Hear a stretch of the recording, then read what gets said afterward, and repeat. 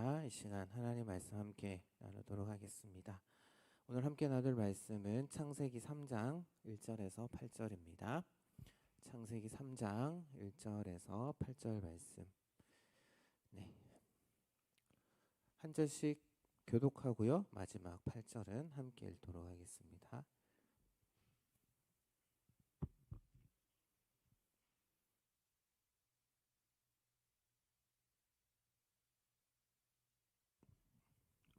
네. 한 절씩 교독할게요. 그런데 뱀은 여호와 하나님이 지으신 들짐승 중에 가장 간교하니라. 뱀이 여자에게 물어 이르되 하나님이 참으로 너희에게 동산 모든 나무의 열매를 먹지 말라 하시더냐. 여자가 뱀에게 말하되 동산 나무의 열매를 우리가 먹을 수는 있으나 동산 중앙에 있는 나무의 열매는 하나님의 말씀에 너희는 먹지도 말고 만지지도 말라. 너희가 죽을까 하노라 하셨느니라. 뱀이 여자에게 이르되 너희가 결코 죽지 아니하리라. 너희가 그것을 먹는 날에는 너희 눈이 밝아져 하나님과 같이 되어 선악을 알 줄 하나님이 아심이니라. 여자가 그 나무를 본즉 먹음직도 하고 보암직도 하고 지혜롭게 할 만큼 탐스럽기도 한 나무인지라. 여자가 그 열매를 따먹고 자기와 함께 있는 남편에게도 주매 그도 먹은지라. 이에 그들의 눈이 밝아져 자기들이 벗은 줄 알고 무화과 나무 잎을 엮어 치마로 삼았더라. 그들이 그날 밤에 바람이 불 때 동산에 거니시는 여호와 하나님의 소리를 듣고 아담과 그의 아내가 여호와 하나님의 낯을 피하여 동산 나무 사이에 숨은지라. 아멘. 네, 오늘 창세기 3장 우리가 너무나도 잘 아는 많이 들었던 말씀인데요. 이 말씀을 가지고 함께 말씀을 나눠볼 텐데 우리가 오늘부터 살펴볼 말씀은 지금까지 우리가 살펴보았던 말씀과는 조금 분위기가 바뀌어지는 분위기가 좀 달라지는 그런 내용들입니다. 그러니까 지금 지난 시간까지는 우리가 하나님의 작정하심 그래서 작정하심 가운데 하나님께서 그 작정하신 것을 어떻게 이루시느냐 크게 두 가지죠. 창조와 섭리. 그래서 한 가지씩 이렇게 우리가 살펴봤습니다. 그래서 하나님께서 이 세상을 아주 아름답게 만드셨죠. 그래서 보시기에 좋았더라. 마지막에는 보시기에 심히 좋았더라 라고 그렇게 말씀을 하셨습니다. 그리고 무엇보다도 자신이 만드신 그 이 세상을 다스릴 인간을 하나님의 형상으로 만드셨고 그래서 이 땅의 대리 통치자로 하나님의 대리 통치자로 세우셨을 때에 그렇게 이야기하셨죠. 하나님이 보시기에 심히 좋았다. 그리고 하나님께서는 이 세상 모든 만물을 만드시고 나서 그냥 뒷짐만 지고 그냥 너희들이 그냥 돌아가도록 그냥 가만히 놔두신 것이 아니라 지금도 살아계셔서 말씀으로 다스리시고 보존하고 계시다는 것. 그러니까 한마디로 섭리하고 계시다라는 것을 우리가 지난 시간까지 말씀을 통해서 살펴봤습니다. 하나님이 보시기에 좋았던 그야말로 어떻게 보면 완벽했던 그러한 세상 가운데 하나님의 다스리심에 반기를 드는 그러한 사건이 일어나게 되는데요. 그게 바로 오늘 우리가 읽었던 말씀에 나오는 사건입니다. 그러니까 하나님이 보시기에 좋았던 그러한 상태가 오래 지속되지 못했다라는 거죠. 인간이 죄를 범함으로 인해서 타락을 하게 되었습니다. 그럼 한 가지 질문을 드릴게요. 오늘 소요리 문답의 질문이기도 한데 죄가 무엇일까요? 죄. 여러분들이 생각하는 죄가 무엇입니까? 여러분들이 생각하는 죄. 오늘 우리가 읽은 말씀은 그 죄의 시작이 어디인지 죄의 시작이 무엇인지를 우리에게 알려주고 있습니다. 그래서 오늘 본문을 통해서 그렇다면 그 죄가 무엇인지를 한번 생각해보는 그러한 시간을 가져볼 텐데요. 오늘 우리가 읽었던 말씀은 이제 성경에서 아주 가장 잘 알려진 그런 사건 가운데 하나입니다. 아담과 하와, 하나님께서 만드신 그 아담과 하와가 하나님께서 따먹지 말라고 한 그 선악을 알게 하는 나무의 열매를 따먹는 사건이죠. 앞서서 이제 하나님께서는 2장 17절 말씀에서 이렇게 이야기를 하십니다. 그러니까 에덴 동산을 두시고 그곳 가운데 아담과 하와를 두셨죠. 그리고 한 가지 말씀을 주십니다. 그 가운데 선악을 알게 하는 나무를 두셨는데, 그리고 그것을 너희는 선악을 알게, 동산 중앙에 있는 선악을 알게 하는 나무의 열매의 실과를 너희가 따먹지 말라. 먹는 날에는 어떻게 한다고요? 어떻게 된다고요? 반드시 죽을 것이다 라고 그렇게 말씀을 합니다. 우리가 이 장면을 보게 되면 그런 의문이 들게 되죠. 그리고 오늘 본문까지 연결시켜서 보게 되면 이런 질문들이 듭니다. 왜 하나님께서는 선악을 알게 하는 나무를 두셔서 그렇게 하신 걸까? 왜 선악을 알게 하는 나무를 두셔가지고 인간이 죄를 짓도록 그렇게 하신 걸까? 인간이 죄를 짓는 것, 인간의 책임이 아니라 하나님 책임이 아닌가라는 그러한 질문이 들 수도 있습니다. 우리가 동계 수련회 때 이제 이 본문을 가지고, 그러니까 창세기 2장 말씀을 가지고 우리가 함께 나누었었는데요. 너무나도 중요한 말씀이기 때문에 다시 한번 더 정리해서 말씀드려 보겠습니다. 왜 선악을 알게 하는 나무를 두셨고 그 열매를 따먹지 못하게 하셨는가? 왜 그 나무를 두셨는가? 왜 하나님께서 그 나무의 열매, 정말 보암직도 하고 먹음직도 한 그 열매를 따먹지 말라라는 요구를 하신 걸까라는 것. 사실 이 문제는 나무의 문제가 아니다라고 말씀을 드렸습니다. 나무의 문제가 아니다. 그리고 그 나무가 사과나무이냐 복숭아 나무이냐 그 나무의 문제가 아니라 선악을 알게 하는 나무를 두신 것은 아담과 하와에게 무언가를 알려주시기 위해서, 뭔가 메시지를 주시기 위함이었다라는 거죠. 바로 하나님과 인간 사이에 경계가 있다라는 것, 차이가 있다라는 것을, 그것도 질적인 차이가 있다라는 것을 알려주시기 위함이었습니다. 그러니까 하나님께서 이 세상 모든 만물을 창조하시고 그것을 다스릴 수 있는 대리 통치자로 인간을 만드셨죠. 그래서 인간에게 모든 것을 다스릴 수 있는 권한을 주셨습니다. 인간에게 다 주신 거죠. 그래서 대리 통치자인 청지기로 만드셨고, 그런데 그 선악을 알게 하는 나무를 통해서 하나님께서는 아담과 하와에게 이렇게 이야기를 하신 겁니다. 그래, 네가 다 마음대로 할 수 있다. 단 너는 나의 다스림을 받아야 한다. 너를 만든 창조주가 있음을 너는 기억하고 살아야 한다라는 것. 이런 목적으로 하나님께서는 동산 가운데 선악을 알게 하는 나무의 열매를 주셨다. 인간인 너는, 아담 너는 피조물이고 나는 너를 다스리는 하나님이야 라는 그러한 메시지를 주시기 위해서 동산 가운데 선악을 알게 하는 나무를 두셨다라는 겁니다. 성경 전체에 흐르는 주제가 있습니다. 여러 가지 주제들이 있는데 물론 예수님이라는 주제도 있습니다. 그러니까 어떤 분은 이제 성경을 한 단어로 이야기를 하라고 하면은 예수님이라고 그렇게 이야기를 하는 분들도 계시지만 하나님 나라라는 개념도 참 중요한, 성경에서 중요하게 다루는 그러한 주제입니다. 사실 하나님 나라의 개념은 창세기 2장에 나오는 선악을 알게 하는 그 나무를 두시고 아담과 하와에게 하신 명령에서도 그 하나님 나라의 개념이 등장을 하고 있죠. 특히 이제 하나님 나라라고 우리가 이야기했을 때 그 하나님 나라는 왕국 개념이다라고 이야기 드렸습니다. 우리가 지금 살고 있는 대한민국은 자유민주주의, 민주주의 국가이고 그렇기 때문에 왕국이라고 하면 그 개념이 잘 잡히지 않죠. 얼마 전에 선거가 있었습니다. 투표 다들 하셨죠? 예.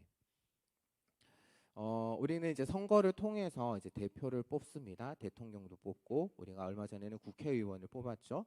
그리고 뭐 시장, 구청장 등등 우리를 대표하는 그런 사람들을 투표를 통해서 뽑습니다. 그래서 투표는 이제 그 나라의 국민이 이제 그 나라의 주인이다라는 것을 보여주는 하나의 그런 행위죠. 투표라는 것이. 그래서 민주주의가 뭡니까? 민주주의. 국민이 주인인 제도. 국민이 주인, 국민이 주인이다라는 그런 의미이죠. 그래서 민주주의, 바로 국민이 주인인 제도인데, 그런데 성경은 민주주의를 이야기를 하고 있지 않는다라는 겁니다. 그러니까 성경은 백성이 주인이다라는 것을 가르치지 않는다라는 것이죠. 물론 성경의 영향으로, 기독교의 영향으로 인해서 민주주의가 꼽힌 것은 맞습니다. 사실인데 성경이 말하고 있는 정치 제도는 민주주의가 아니라 왕정 제도, 왕국, 영어로 하면 킹덤, 킹덤이다라고 말씀드릴 수가 있죠. 킹덤이라는 것은 결국 왕이 다스리는 영역을 의미를 합니다. 그리고 그 킹덤에서 가장 중요한 것은 king, 바로 왕이 중요한 것이죠. 그리고 왕이 있으면 그 왕이 다스리는 백성들이 있습니다. 백성은 철저하게 이제 왕의 다스림을 받아야 하는 그러한 사람들이죠. 그러면 왕과 백성들 사이에 차이가 있을까요? 없을까요? 이렇게 질문을 한다면 우리는 없을 것이다라고 생각을 하지만 차이가 있습니다. 왜냐하면은 그것도 질적인 차이가 있는데 고대에는 아무나 왕이 되지 못하죠. 누가 왕이 되죠? 고대에는 누가 왕이 되죠? 뭐 이런 쿠데타나 반역이 없으면 누가 왕이 됩니까? 왕의 자녀가 왕이 될 수 있다라는 겁니다. 사실 요즘 우리가 살고 있는 이 시대에는 신분이라는 것이 우리 지금 대한민국에서는 그런 신분이라는 것이 없죠. 그래서 누구나 주권자가 될 수 있고 누구나 대통령이 될 수 있습니다. 하지만 성경이 쓰일 당시에는 그렇지 않았다라는 겁니다. 그러니까 그 우리가 살고 있는 이것과 성경이 쓰일 당시 그림과는 잘 맞지 않는다라는 것이죠. 성경은 하나님 나라를 이야기를 하고 있고 하나님 나라의 주권자가 누구시다? 바로 하나님이시다라는 것을 이야기를 하고 있고요. 그리고 우리는 그 하나님의 다스림을 받아야 하는 존재, 하나님의 다스림을 받아야 하는 백성을 표현하기 위해서 성경은 그 고대 시대의 왕국의 개념을 가지고 와서 하나님의 나라를 설명을 하고 있다라는 겁니다. 그래서 선악을 알게 하는 나무의 열매, 선악을 알게 하는 이 오늘 우리가 읽었던 이 사건 안에서도 그 이야기를 하고 있다라는 것이죠. 아담, 너는 온 세상을 다스리는 거 맞아. 네가 온 세상을 다스리는 것은 맞는데 그것은 내가 너에게 준 것이고 너와 나 사이에는 질적인 차이가 있다라는 것. 나는 너의 창조주고 너는 나의 피조물이야. 너는 나의 백성이고 나는 너를 다스리는 왕, 너의 하나님이다 라는 것. 그러니 너는 나의 다스림을 받아야 한다라는 것을 여기서 이야기를 하고 있고 이러한 개념은 성경 곳곳에서 나타난다라는 겁니다. 사실 구약 성경에는 이 하나님 나라라는 단어가 등장하지는 않습니다. 대신에 그 하나님 나라의 개념을 잘 보여주는 표현이 있는데요. 그것이 무엇이냐면은 나는 너희의 하나님이 되고 너희는 나의 백성이 된다. 언약을 맺을 때 자주 등장하는 이 표현이 바로 하나님 나라의 개념을 잘 보여주는 그러한 개념입니다. 이것이 이제 모세오경뿐만 아니라 구약 마지막 부분에 있는 선지서에서도 이러한 개념들이 나타난다라는 거죠.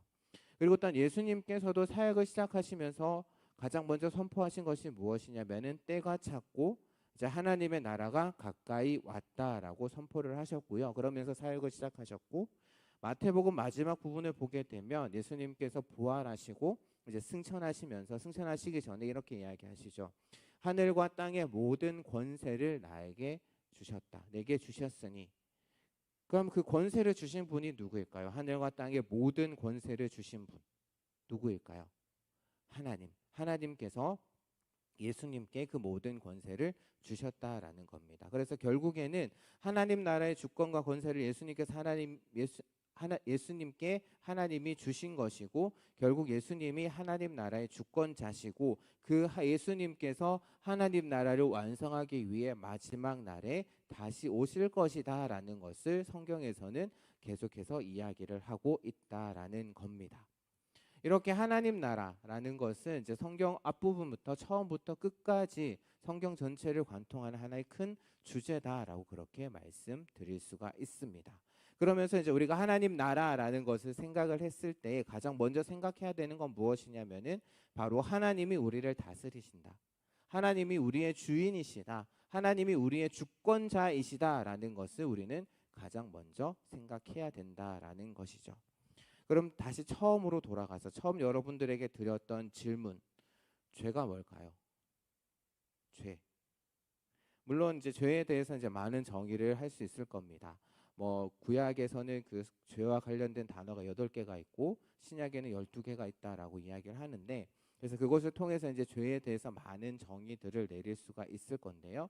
소요리 문답에서는 어떻게 대답하는지 한번 보도록 하겠습니다. 여러분들 가지고 있는 주보에 나와 있는데요. 말씀 밑에 보게 되면 죄가 무엇인가요? 라고 이 질문을 하고 그에 대한 답이 있는데요. 그거 같이 한번 읽어보도록 하겠습니다. 주보 꺼내시고요. 네, 이 시간에는 주보 한번 꺼내시고 같이 한번 읽어보겠습니다. 시작. 죄란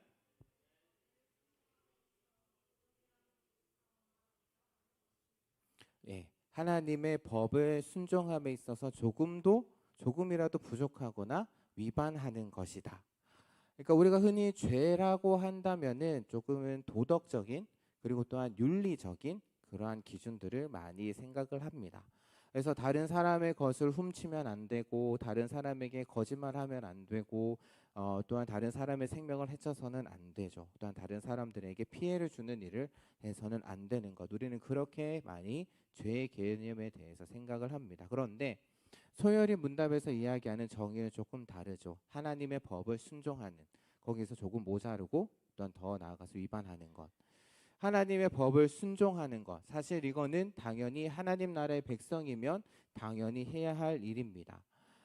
성경을 보게 되면 제가 최근에 발견한 건데 어떻게 당연한 이야기지만 모세도 여호수아도 다윗도 심지어는 솔로몬도 죽기 전에 유언을 남길 때에 어떤 이야기를 하냐면은 가장 먼저 이야기하는 것이 무엇이냐면은 너희들이 이렇게 살아야 된다라고 이야기를 하면서 하나님의 말씀 곧 율법에 순종해야 될 것을 이야기를 하고 있습니다. 전도서 말씀 제가 여러 번 말씀을 드렸는데 그 전도서를 지은 솔로몬도 심지어는 그것이 율법에 순종하는 것, 하나님의 말씀을 지키는 것, 그것이 사람이 마땅히 행해야 할 본분이다라고까지 이야기를 하고 있는 것이죠. 그런데 오늘 말씀에서 소율이 문답은 조금 더 나아갑니다. 하나님의 법을 위반하는 것은 물론 조금이라도 부족한 것 그것이 모두 다 죄다라고 이야기를 하고 있는 거죠. 그러니까 하나님의 말씀 위법하는 것뿐만 아니라 조금이라도 순종하지 않는 것 그건 역시도 죄다. 조금 어떻게 보면 조금 엄격하다라고 말씀을 드릴 수도 있겠지만 생각할 수도 있겠지만 그렇게 이야기를 하고 있다라는 겁니다. 오늘 본문에서 하나님의 말씀이 무엇이냐면은 이전에 하나님의 말씀은 무엇이냐면은 아담과 하와에게 주셨던 하나님의 말씀은 선악을 알게 하는 나무의 열매를 따먹지 말라. 따먹는 날에는 너희가 정녕 반드시 죽을 것이다 라는 그러한 말씀이고 분명 아담과 하와는 이런 하나님의 말씀을 알았습니다. 아담이 들어서 하와에게 이야기해 주었을 수도 있고요. 아니면은 하나님께서 직접 하와에게 말씀해 주셨을 수도 있습니다. 그렇다면 이들이 하나님 말씀을 알았죠. 선악을 알게 하는 나무의 열매를 따먹으면 안 된다. 그러면 우리는 반드시 죽는다라는 것을 알았음에도 불구하고 이들이 하나님의 말씀을 알았음에도 불구하고 순종하지 않는 이유는 무엇일까요? 순종하지 않았던 이유는 무엇일까요? 저는 그것이 바로 죄의 정의에 더 가깝지 않을까라는 생각을 해보게 되었습니다. 그리고 그 근거를 오늘 말씀, 특별히 사탄이 하와를 유혹하는 말 가운데 발견할 수가 있는데요. 오늘 우리가 읽었던 말씀 가운데 5절 말씀을 같이 한번 더 읽어보도록 하겠습니다. 5절입니다. 한번 띄워주시겠어요? 같이 한번 읽어보겠습니다. 시작. 너희가 그것을 먹는 날에는 너희 눈이 밝아져 하나님과 같이 되어 선악을 알 줄 하나님이 아심이니라. 아멘. 여기서 우리가 주목해야 될 표현이 있습니다. 제가 색깔로 표현하긴 했는데 잘 보이지는 않죠. 네, 바로 하나님과 같이 되어라는 그러한 표현입니다. 그러니까 결국 죄라는 것이 무엇이냐? 다른 여러 가지 정의를 내릴 수 있겠지만 결국 죄라는 것은 무엇이냐면은 바로 내가 하나님과 같이 되려고 하는 그 마음이 바로 죄다라는 것이죠. 하나님을 하나님으로 인정하지 않고 내가 하나님이 되려고 하는 그 마음, 그것이 바로 죄의 본질이다라는 겁니다. 그렇기 때문에 아담과 하와는 하나님의 말씀을 알고 있었음에도 불구하고 하나님의 말씀을 위반했고 또 온전히 순종하는데 이르지 못했다라는 거죠. 그래서 내가 하나님이 되려고 하는 그 마음이 바로 죄의 본질이다라고 이야기를 드릴 수가 있습니다.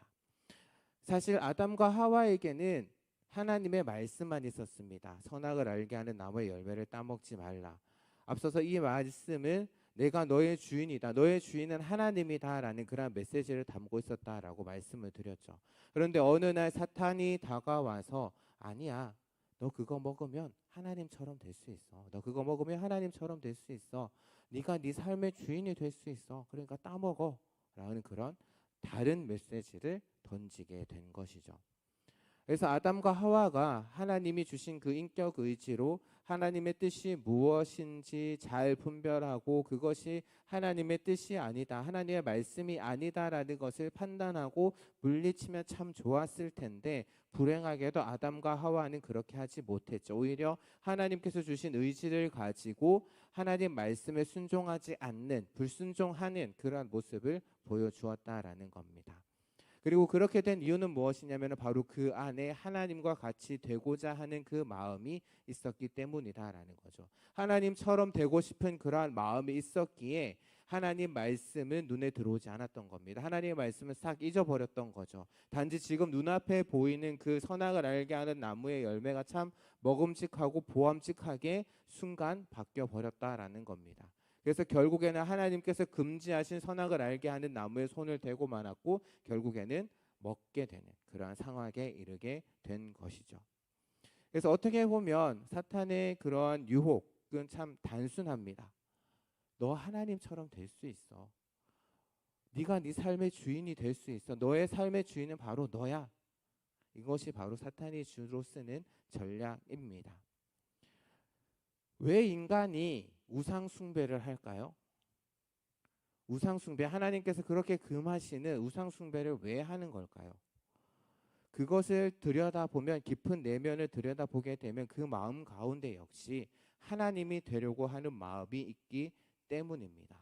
그러니까 내가 하나님이 되어서 내 소원을 이루어 줄 수 있는, 나의 이익을, 나의 욕심을, 나의 욕망을, 채워줄 수 있고 나에게 평안을 줄 수 있는 그 어떤 초월적인 존재를 만들어서, 그래서 그 존재에 나의 욕심과 나의 욕망과 나의 이익과 나의 소원을 투영하는 것, 투영해 놓은 것, 그것이 바로 우상이다라는 거죠. 그래서 내가 우상을 달래며 내가 원하는 것을 얻을 수 있다라고 생각하고, 그래서 그런 행위들을 하는 것, 그래서 우상에게 내가 정성을 다하면 내가 하고 싶은 것 다 할 수 있다라고 생각하는 것, 여기는 것, 그것이 바로 우상 숭배의 모습이다라는 겁니다. 그래서 하나님께서는 십계명을 주시면서 어떻게 이야기를 하셨냐면은 나 외에 다른 신을 만들지 말라. 이 세상의 그 어떤 형상으로도, 하늘에 있는 형상으로도 바다에 있는 형상으로도 어떤 형상으로도 하나님을 만들지 말라라고 하나님께서는 분명하게 십계명을 통해서 말씀을 했던 것이죠. 그래서 사탄은 늘 이걸 가지고 우리에게 유혹을 하고 있습니다. 안 할 것 같죠? 사탄은 예수님도 시험하고 유혹을 했습니다. 마태복음 3장, 4장 보게 되면 예수님께서 시험 받으시는 장면이 나오는데, 그 앞부분을 보게 되면 마태복음 3장 마지막 부분을 보게 되면 예수님께서 세례 받으시는 장면이 나옵니다. 예수님께서 세례 받으시고 이제 물에 잠기셨다가 올라오셨을 때 성령이 비둘기처럼 내려오고 거기에서 이제 하나님의 말씀이 하늘로부터 이제 하나의 소리가 들리는데, 어떤 소리냐면 이는 내 사랑하는 아들이요 내 기뻐하는 자라 라는 하나님의 음성이 들립니다. 그리고 이 말씀을 들으신 후에 어디로 가시냐면 4장으로 넘어가서 광야로 가시죠. 그리고 40일 동안 이제 사역을 시작하시기 전에 금식하십니다. 그리고 그 금식이 끝났을 때 누가 찾아오냐면은, 천사들이 찾아오면 참 좋겠지만 사탄이 먼저 예수님을 시험하기 위해서 찾아옵니다. 사탄이 와서 던진 세 가지의 시험, 유혹이 있죠. 마태복음 4장 앞부분에 나오는데, 첫 번째 유혹이 뭐였죠? 첫 번째 시험이 무엇이었습니까? 돌을 떡으로 만들라라는 것입니다. 지금 예수님께서 40일 동안 금식하셔서 너무나도 배가 고픈 그런 상황에 참 달콤한 그러한 유혹이었을 겁니다. 너 지금 배 많이 고프지? 그래, 너 하나님 아들이잖아. 너 하나님 아들이라며. 너 그 음성도 들었잖아. 그러니 너 저 돌들에게 명해서 돌을 떡덩이가 되게 해서 그걸 먹어. 배고프니까. 라고 그렇게 지금 유혹을 하고 있다라는 겁니다. 그리고 두 번째는 하나님의 말씀을 또한 거기서 들먹입니다. 하나님께 말씀으로 이제 예수님께서 물리치시니까 말씀으로 또 시험을 하죠. 야, 너 여기서 뛰어내려 높은 곳에 가서 너 여기서 뛰어내려. 시편 말씀을 보니까 그들이 손으로 너를 받들어 발이 돌이 부딪히지 않게 하리라라는 그 말씀 있잖아. 그 말씀을 의지해서 너 여기서 뛰어내려. 그러면 거기서 이제 천사들이 나타나서 너를 발에 돌에 부딪히지 않게 할 것이고, 사람들이 너의 그런 모습을 보게 되면 너를 환호할 거야 라는 그러한 시험을 던지게 됩니다. 그리고 세 번째는 야, 너 나에게 절해. 그럼 내가 이 모든 세상을 다 너에게 줄게 라고 그렇게 이야기를 하죠. 예수님께서 이 세 가지 유혹을 어떻게 물리치셨죠? 어떻게 물리치셨습니까? 제가 중간에 말씀을 드리긴 했지만 바로 하나님의 말씀, 신명기의 말씀을 가지고 우리가 물리치셨다라고 그렇게 우리가 알고 있습니다.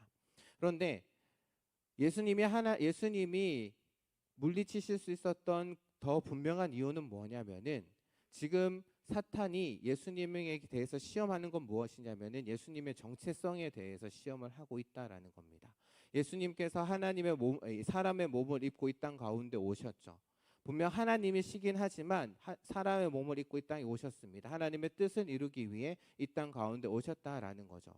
그래서 사탄은 그 정체성을 시험하기 위해서 하나님의 아들이라는, 그래서 하나님의 뜻을 이루기 위해서 이 땅 가운데 오신 그 예수님의 정체성을 흔들어 놓기 위해서 시험을 했지만, 예수님께서는 그 정체성을 분명히 알고 계셨습니다. 이 땅 가운데 내가 사람의 몸을 입고 와서 하나님의 뜻, 바로 내가 십자가에 달려 죽는 그것을 위해서 이 땅 가운데 왔고, 그것을 이루기 위해서 내가 이 땅 가운데 왔다라는 것을 예수님께서는 분명히 아셨고, 그것을 알고 계셨기 때문에 예수님께서는 말씀으로 사탄의 유혹을 물리치실 수 있었다라는 것이죠. 우리가 그리스도인이다라고 불립니다. 그리고 그리스도인의 삶은 영적 전쟁의 연속이다라고 말씀드릴 수 있습니다. 우리가 예수 그리스도를 주로 인정하는 순간부터 어떻게 보면 영적인 전쟁은 시작이 됩니다. 그리고 또한 그 영적 전쟁의 핵심은 무엇이냐면은 바로 누가 주인인가라는 싸움인 것이죠. 하나님이 주인이신가 아니면 내가 주인인가? 하나님이 내 삶의 주인이신가 내가 내 삶의 주인인가? 이것을 가지고 우리는 싸워야 된다라는 겁니다. 그리고 또한 우리가 이 싸움에서 이길 수 있는 방법은 무엇이냐? 바로 예수님께서 하셨던 것처럼, 예수님께서 가지고 계셨던 그 생각처럼 우리의 정체성을 분명히 가지고 있어야 된다라는 겁니다. 우리는 우리 삶의 주인이 아니다라는 거죠. 내 삶의 주인은 내가 아니다라는 겁니다. 우리는 하나님 말씀에 순종해야 되는, 그것도 전적으로 순종해야 되는 그런 하나님의 백성이다라는 거죠. 그런데 때로는 우리가 살아가다 보면 우리가 하나님 말씀을 제대로 이해하지 못해서 죄를 지을 때도 있습니다. 하지만 그보다 더 많은 것은 어떤 경우냐면, 내가 내 마음대로 하고 싶어하는 그 마음 때문에 죄를 지을 때가 생각해 보면 더 많다라는 것을 우리는 알 수 있습니다. 그러니까 하나님의 뜻이 어디에 있는지, 내가 어느 길로 가야 하는지 우리는 알고 있습니다. 알고 있음에도 불구하고 내 마음대로 내 생각대로 하고 싶다라는 그러한 생각 때문에 죄를 짓는다라는 것이죠. 특히 어떤 마음이 우리 가운데 유혹으로 다가오냐면, 이 정도쯤은 괜찮잖아 라는 그러한 마음, 생각. 그러니까 죄라는 것이 바로 그 작은 생각에서부터 틈을 비집고 들어온다라는 겁니다. 그래서 너가 하나님이 되어서 너 마음대로 해. 이 정도쯤은 괜찮아. 이 정도쯤은 하나님께서 눈 감아 주실 거야 라고 생각을 우리 가운데 집어넣고 우리를 유혹하고 타협하도록 해서 죄를 더 이상 죄로 여기지 않는 상황까지 우리를 몰아간다라는 것입니다. 물론 우리 가운데 들어오는 그 생각을 다 우리가 그 싸움을 감당할 수 있는 능력은 우리에게 충분히 없습니다. 인류 최초의 인간, 하나님께서 정말 완벽하게 만들어 놓으셨던 그 인간도, 그 아담도 그런 유혹에 넘어가 버렸는데, 우리가 무슨 수로, 우리의 지혜로, 내가 가지고 있는 인간적인 그런 지혜와 힘으로 과연 우리가 이길 수 있을까?